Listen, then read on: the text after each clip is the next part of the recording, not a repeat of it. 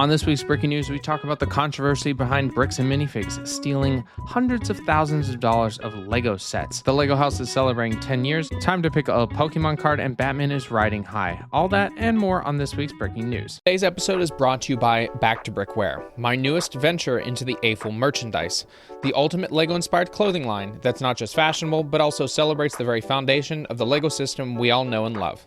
Imagine minimalist designs that seamlessly blend style and nostalgia. Back2Brick brings you high-quality apparel inspired by the iconic LEGO bricks we know and love. Each piece is crafted with precision and attention to detail, making it a must-have for any LEGO enthusiast. These aren't just your average threads. We're talking about minimalist designs that don't scream at you, but just show your nerddom in a classy way. And of course, they're inspired by designs found in the LEGO system. And you know what screams quality? Embroidery. Almost every piece is stitched with love, featuring those iconic LEGO elements. It's like wearing your childhood memories, but making them fashionable. So whether you're a hardcore A-Full or just want to rock some seriously cool gear, check out the Back2Brick Wear page on Etsy. Dive into the collection, embrace the LEGO spirit, and let's make some memories together. Back2Brick Wear, where the style meets nostalgia. Head over to the Back2Brick Etsy page and let the fashion adventure begin. Happy building, my friends. Lego. Breaking news. Hey everybody, welcome back to Back2Brick. I'm your host Garrett, and this is the podcast where we talk with fellow AFOs about their LEGO designs, and we get down to the breaking news to talk about all things LEGO's been up to for the past week. Thank you all for tuning into this week's podcast. As always, I appreciate your support, especially just by listening. It means that some people are appreciative of the things that I want to talk about. And if they're not, well, that's fine too. But you're still here listening. And hopefully you'll tell your friends and families to come listen as well.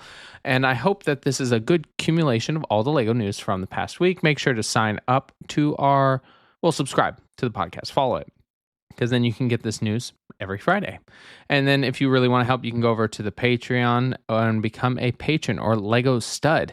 And that is that's a great little community. A lot of fun things. I post my instructions over there as well, and the ad-free podcast pretty early on that. So go check it out. Now on the admin side, nothing really going on. We just went through a shorter week. Still felt long.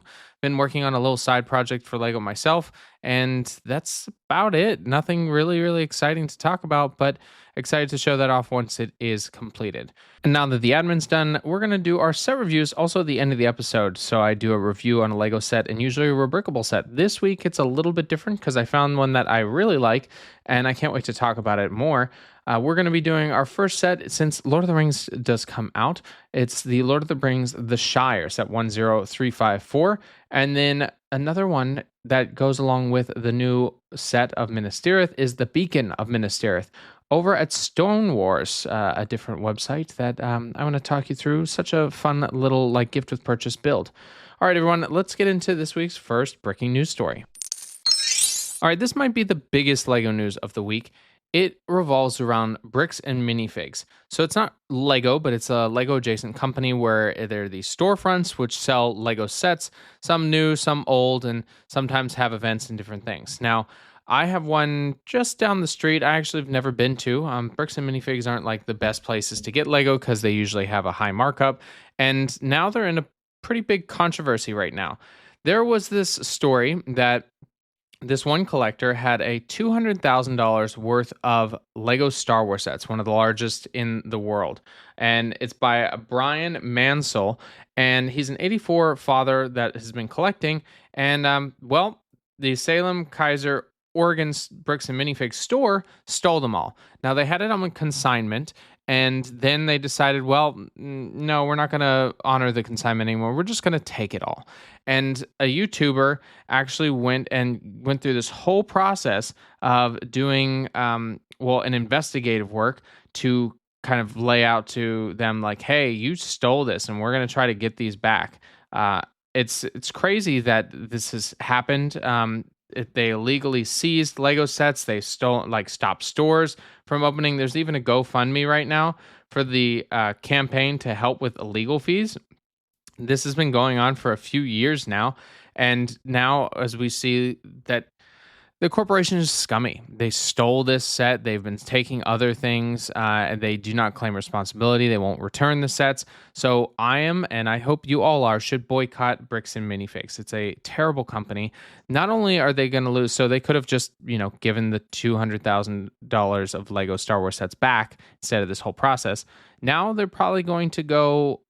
They could go out of business. They're going to lose millions from this because people are just not going to go to Bricks and Minifigs store. The Lego community is very strong and feels that we support other Lego collectors and builders. I think that they have totally fucked this one, and they're going to pay for it. And I hope they do, because this is totally scummy to have such a well-loved community be treated this way, and someone who's 83 that has health problems being treated that they loaned their set on consignment over them, and then instead of getting the money from selling those sets, they just stole it. Crazy thing to do. So don't support Bricks and Minifigs. We've seen variants before, sometimes just Lego's mistake, and this might be a Lego mistake here, that there's a new variant of Jango Fett. We've already seen them come out in the Jango Fett Starship and the Jango Fett's Starship as the smaller scale, kind of, I guess, not minifigure, but like a single fig scale to it. And it seems that they've changed the printing when you go and buy the Lego Star Wars magazine that has the tin and a minifigure of it. There is a variation in the helmet where there's these two black stripes that run underneath or along the right-hand side, and the variant is on the left-hand side of the helmet across the blue areas, and it seems that they've swapped them. So the printing is on one on the left and one on the right. I don't know, how people notice this stuff. They just stare at the minifigures and look for all these different variants so that they can collect them all. And I just could have explained why that and how that happens. So if you need to have all of the Jango Fett minifigs, you're going to have to get this Star Wars magazine to make sure you get that exact printing, because it's definitely part of the collector's ambitions. We've got our first polybag for Bluey. This one is a small set that has the fancy restaurant. I think I talked about it before, but it's officially revealed. And it has the can of beans and the yummy cake mix thing that they have. And it comes with bingo and just the little stand for it. I always love a good little polybag, and having a Bluey character at this smaller price, it's very nice. The Lego house is celebrating 10 years. It opened in 2017, and now it's going to be coming up on the 10-year anniversary, which is crazy because it's such a huge impact on the Lego community. Billund with the different things that they've done and the tourism that's gone through it. And now it's going to be part of a Lego contest. There are 3 grand prize winners and 75 fan-voted reward winners, and they will be selected for exhibitions for it. So you can go over to Lego Ideas, and they do have the different competitions. The first one is the Perfect Celebration Gift. Next one is Dress to Impress. And the next one is Home of the Ultimate Celebration. So there's 3 different contests. It runs from the 26th of May all the way through July 1st. So you want to get those sets in the Lego Museum or the Lego House. This is the time to go and check it out and maybe have the chance to have it in there. I had mine in there. I had 2, but the one broke, so it didn't get in there. And it's just really cool. I got to see it at the Legoland exhibit too, because they asked to extend it. So maybe yours can get in there too. The Lego Batman video game is making waves, and the key part, of course, is Batman. So you have to have a good voice, and of course, a voice actor is key to this. A man by the name of Shai Matheson talks about him taking on the role of Batman in the newest video game. He says, "I've been immersed in the Batman my whole life, especially the visual media that was just there, and so whatever came out was a mix of all those actors. Luckily for me, the game is a mix of all previous Batman, so I guess it worked. At the same time, it was sort of none of the Batman, and that's what TT Games were after. They played me stuff in the first season. I was like, I don't know about that. It doesn't sound like Batman. And they were like, no. That's exactly what we want." Because they want him to be a new Batman, still having the same impact as the previous Batman, but now they've got their TT Games Batman to add to the collection. Lego Ideas had a contest to do a gift with purchase for rebuilding the outdoor adventures. And we've got our first look at the selection. And the one chosen is the exploration of the Highlands. The Highland hiker, it comes with one in an orange or like a wool sweater, a little fence post, and then it's on a circle base that has a bunch of plants, and then it has a Highland cow or steer or whatever you want to call it. It's 216 pieces, and it's a 12 by 12 piece vignette, and you can spin it around. It's very cool, and we do have others on the way. I'm excited to see the other ones that are going to be chosen because there's one that you can do like paint a minifig, and hopefully they do an exclusive Lego minifig of the classic space to go with it. But we're just going to have to stand by and see what they come out with. The Lego Batman video game is continuing to make waves, specifically on the charts as well. It is now one of the top-selling games. Over in the UK, it's actually beaten Forza Horizon 6 and Yoshi as the top game. So that's pretty cool to have such a big impact as it's expanding over all the different stations, PS5, Xbox Series X and S, and the PC. So we're looking to continue that expansion, and maybe we'll get popularity with the United States. It does also break those charts.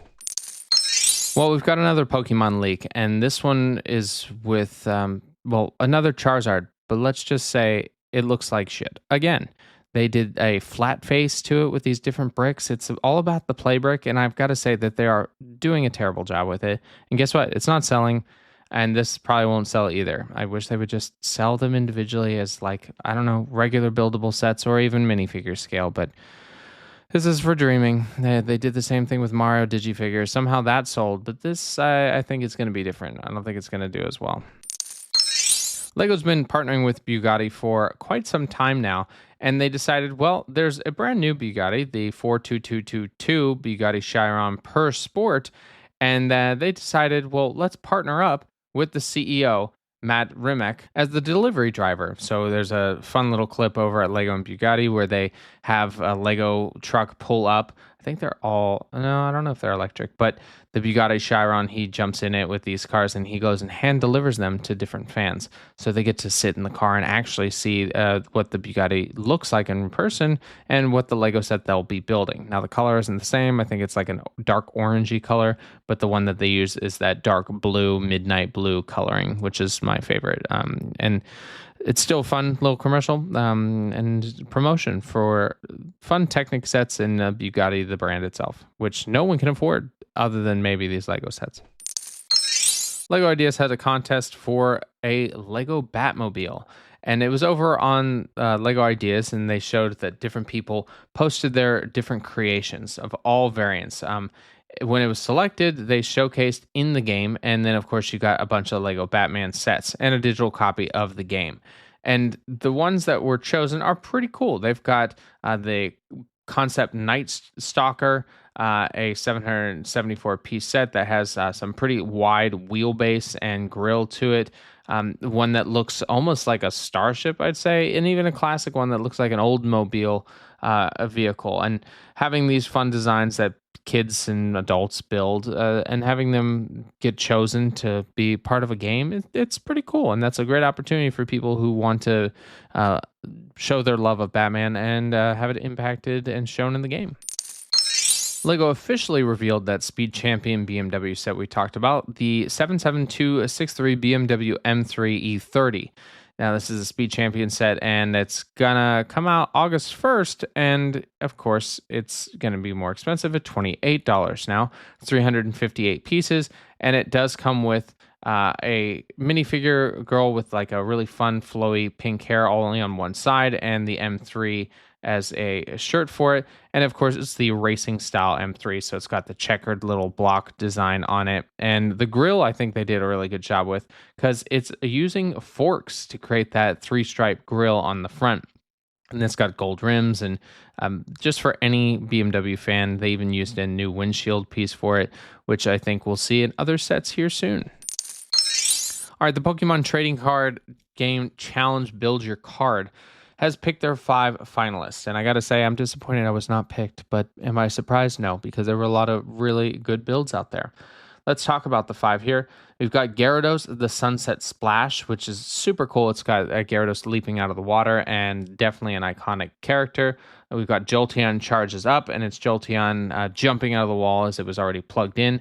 Then we have the mythical Arceus, and that one's pretty cool. I don't know anything about it because that was past my time of Pokemon, but it kind of leaping out of the card in diagonal. The Mew soaring high. It's very cute little Mew just over some land and the clouds kind of falling out of the card. And then we have Rowlet Razor Leaf. It actually has 2 card sections where it has the back and it has a framing around the little owl. I think I don't know. I like Mew a lot, but the Gyarados is the best one, I think. And either one of those 2 selected, I'll still get because it's Pokemon, and those actually look good. Legoland Discovery Centers, which we haven't talked about in a while now, I realize, have been doing some fun builds around the country focused on the World Cup. They have different designs from the city fountain, where they have like a barbecue over a fountain. This is in Kansas City. There's one that has like a Pittsburgh logo to it, a soccer over some Trojan horses. One that's a giant badger. No, beaver in the Canada store, a cow, so many different ones. And all of these master builders from the Lego Discovery Centers are building and presenting their love of the sport and of Lego. Lego influences a lot of things, from how people build homes to different ways they use microscopic connection points and molecules and all these different things. And it seems it was a big help in creating a musical controller. The Ableton Push is a very influential controller, I guess, in the music industry. And Jesse Terry, who was the head of the hardware, didn't know how he was going to build it until he sat down with some Lego bricks and built the whole thing out of that, where it shows the different button styles and how he wanted the layout to be. And it's really cool. There's even a full video over at the Ableton Push prototype where it shows the off-grid and how they went and designed this whole process and the board. And it's really cool. I'm not into the audio world, but I think some people who love that equipment would really appreciate the level of detail that they put in because of how Lego really influenced it. It looks like Lego is going into the sky with some Skyliners in a new twist on SimCity, which has been a big part of my life for a very long time. I loved SimCity primarily to build specifically in the free mode and doing a bunch of cheats to get as much money. And Lego's going to do this similar thing in a micro scale version online, and I'm here for it. I think it'll be a fun building process because, you build cities all the time. Why not build them digitally in a Lego game? And hopefully we'll have some destructive forces too. And it's going to be called, as far as we know, it's going to be called Lego Skyline. So let's look out for that. And hopefully it'll live up to my expectations because I expect the best. We've got another tennis player that likes Lego, and he is also a winner. Jannik Sinner won the French Open, and then he talked about his love of Lego and how he's very excited to build his Eiffel Tower Lego. He spent a few days at home in northern Italy, where he also just went through the Italian Open. He said, "We tried to finish it, we couldn't, because they were already the same pieces together. So at some point, it's very boring. So we are not far away. So I know after this tournament, I go home, and then I'm going to send you guys a picture when it's finished. Hopefully, if we don't miss any, or we're not missing any pieces." And at 24 years old, of course, he loves Lego, and of course, he's a great player of tennis and likes to play with Lego. And I'm just rambling now, but that's pretty fun, and it isn't boring all the time. You just have to take breaks, like you are now. The Lego Foundation continues to donate towards learning and education for kids. They're donating $97 million in IRC. It's the International Rescue Committee, and providing it over 5 years for their partnership to have early development and learning for upwards of 5 million children. This is going to be across Eastern Africa and the Middle East, focused on integrating play-based early learning with national education, health, and early childhood services. There's a whole study of almost 400 million children that live without this, and definitely conflict zones, toxic environments, food insecurities, all these different things that a lot of us don't really experience. And LEGO wants to continue to help promote education, which hopefully can bring them out of that. It is a landmark commitment by the LEGO Foundation, which provides hope to millions of children, and I hope will inspire philanthropics to think big and follow this evidence, said David Milband, the president and CEO of the IRC. For the millions of children growing up in conflict zones, disruption, not development, is the order of the day. Through this partnership, the IRC and the LEGO Foundation are embodied proven playful learning into national systems, moving from helping children cope with crisis and to give them a real chance to thrive at scale and over time. Always love the creativity and just ingenuity of trying to use Lego to build and play for learning with kids that don't really have the same opportunities that a lot of us in the world do. We're getting another Nike shoe. This is the Nike Air Max 95 Surfaces in Lucky Green, and it's of course with Lego on this, and it looks very strange, very much like a Minecraft style of just black and green 1x1s all lined up on the side. It's very green and expensive at $160, and people are going to probably buy and collect it. It's likely to release this summer, not exactly sure when, but the Nike Max has been, I think, very popular. I don't know. I don't know shoes. I just buy what shoes are comfortable. And that's all the breaking news we have this week. Thank you all so much for tuning into the podcast. Make sure to follow and subscribe and leave a comment. The more reviews we get for the podcast means the more time we have to really, I can change things and update them and make you feel like this is your podcast, because I am listening and making sure that this is the pod that you want to hear. Now let's move into our set reviews segment. Our first one is going to be the Lego set, The Lord of the Rings, The Shire. It is a 18 plus set of 2017 pieces. It's also set 10354 to back up on that. It has 9 minifigures, and it'll cost you $270. And it does have a rating from 229 people of 4.1 stars, and it's part of the Lord of the Rings line. And this is of Bag End, so the house that Bilbo and Frodo live in. It has some other fun features to it. It does have a party tent and the banner with Bilbo's birthday from the first Lord of the Rings movie, The Fellowship of the Ring. We even get Gandalf and his cart of fireworks with his horse, and of course, all our favorite minifigs. We get Merry and Pippin with exploded hair because, well, they light off a firework, which is the dragon. And it does come with a small dragon build, which is fine, I guess. It's not really that impressive. We have Bilbo, Frodo, Sam, and we also get what's her name? Sam's wife. I can't remember what her name is.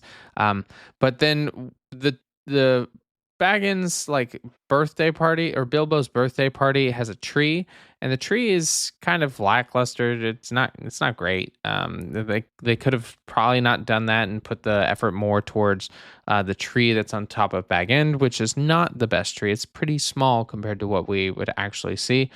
Bag End does have some nice angling to it, where you've got the front door, which is circular, which is very nice. And then there's the angled sections for the other rooms because it's built into the hillside. The back does include the details of it's the Red Book of the Marsh. West Marsh, I think it's called. You have the entryway and then the kitchen area with the fire. And so Gandalf's taking his little cup of tea.